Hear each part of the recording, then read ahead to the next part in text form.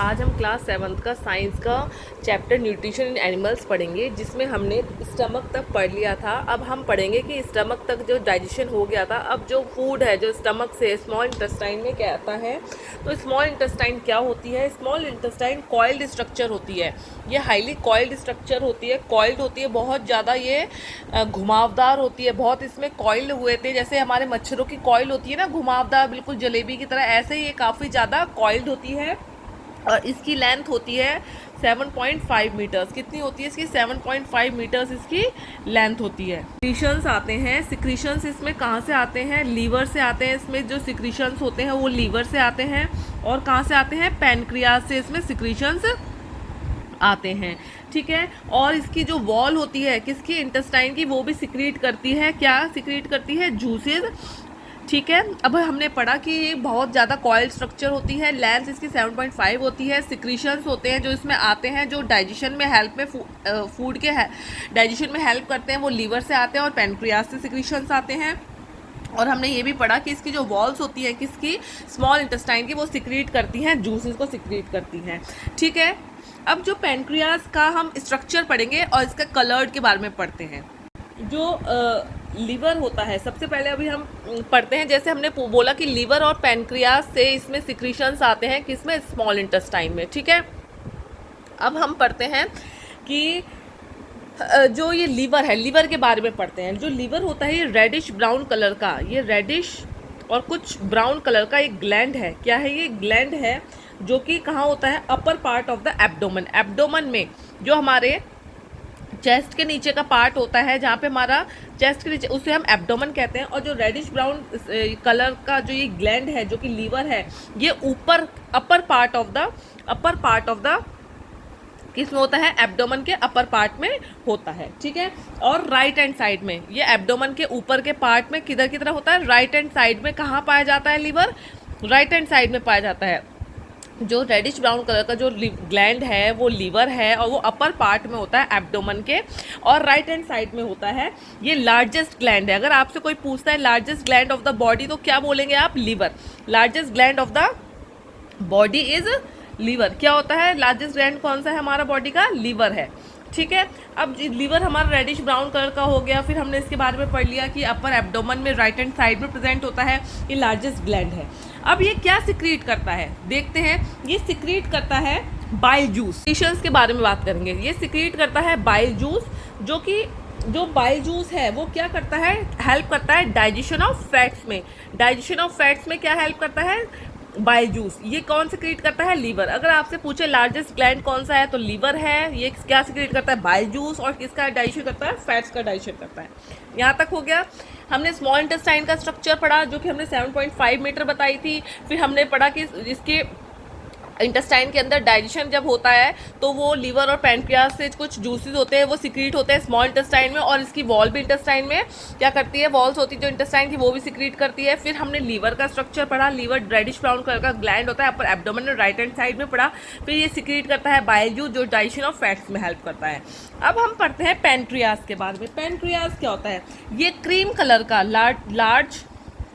Large cream colour का क्या होता है? ये ग्लैंड होता है।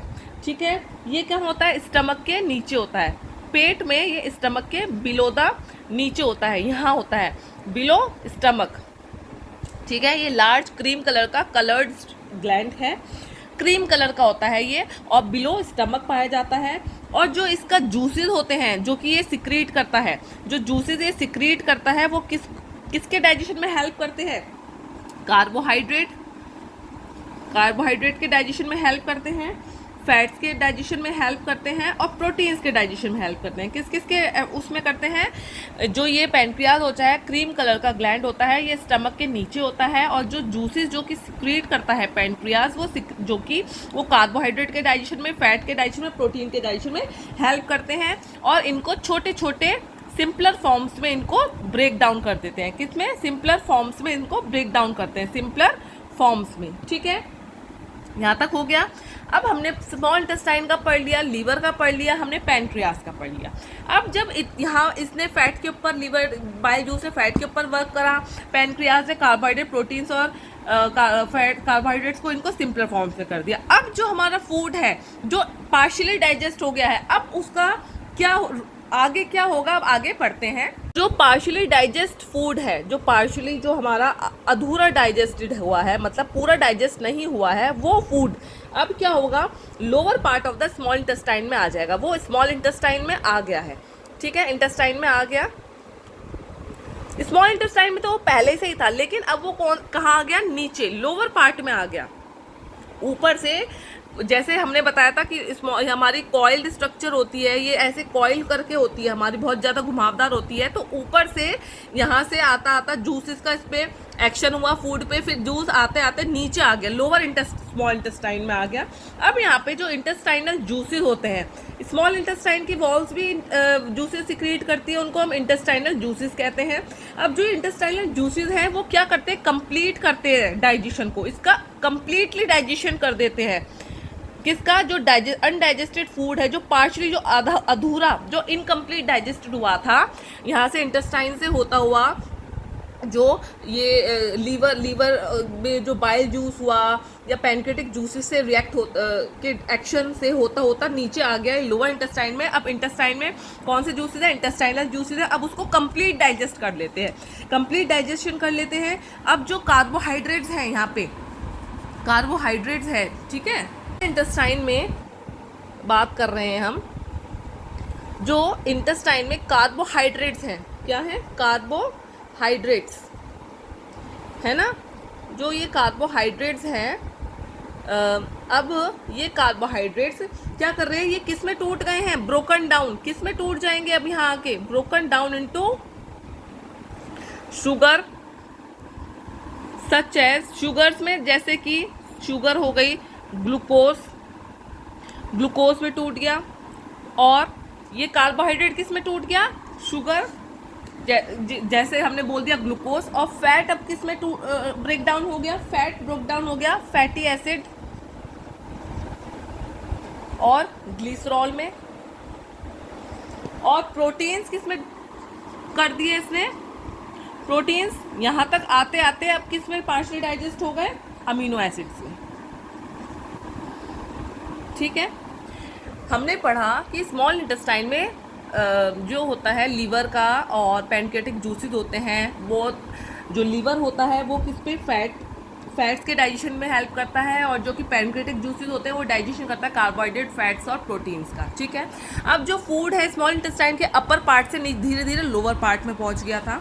अब लोअर पार्ट में क्या हो रहा था, अब जो पार्शली डाइजेस्टेड जो फूड था, जो आधा अधूरा जो डाइजेस्ट हुआ था फूड, अब उसमें कंप्लीट डाइजेशन हो रहा है। कैसे, क्योंकि जो इंटेस्टाइन में, स्मॉल इंटेस्टाइन में इंटेस्टाइनल जूसेस है, उनके ऊपर एक्ट कर रहे हैं और उसका कंप्लीट डाइजेशन करने में मदद कर रहे हैं। अब यहाँ आते आते कार्बोहाइड्रेट्स को उसने, जो इंटेस्टाइनल जूसेस है वो ब्रेक डाउन हो जाता है शुगर में, जैसे कि हम शुगर को बोल सकते हैं, जिसमें ग्लूकोज में, ठीक है, ये ग्लूकोज में। अब यहाँ पे फैट आते आते, फैट किस में हो गया, फैटी एसिड और ग्लिसरॉल में ब्रेक डाउन हो गया, और प्रोटीन्स किस में हो गए, अमीनो एसिड्स में, ठीक है। तो आज मैं आशा करती हूँ आपको ये सारा समझ में आया होगा। थोड़ा बड़ा है, थोड़ा टिपिकल है स्मॉल इंटेस्टाइन, लेकिन अगर आप रीड करेंगे, दोबारा से समझने की कोशिश करेंगे, या कोई भी आपको क्वेरी हो तो आप मुझसे पूछेंगे, तो ज़रूर मैं उस वीडियो के साथ आऊँगी। तो अब हम नेक्स्ट जो पढ़ेंगे, एब्जॉर्प्शन पढ़ेंगे, कि स्मॉल इंटेस्टाइन में एब्जॉर्प्शन कैसे होता है। थोड़ा बड़ा चैप्टर है, थोड़ा कॉम्प्लिकेटेड है, इसलिए हम छोटा छोटा पोर्शन ही लेंगे। अगर आपको मेरी वीडियो अच्छी लगी हो तो लाइक, सब्सक्राइब, शेयर करें, फॉलो करें, कमेंट करें, और कमेंट करके मुझे बताएं किस किस टॉपिक में आपको कोई भी परेशानी है, तो मैं ज़रूर उस टॉपिक के साथ अपनी वीडियो लेके आऊँगी। जब तक के लिए बाय बाय।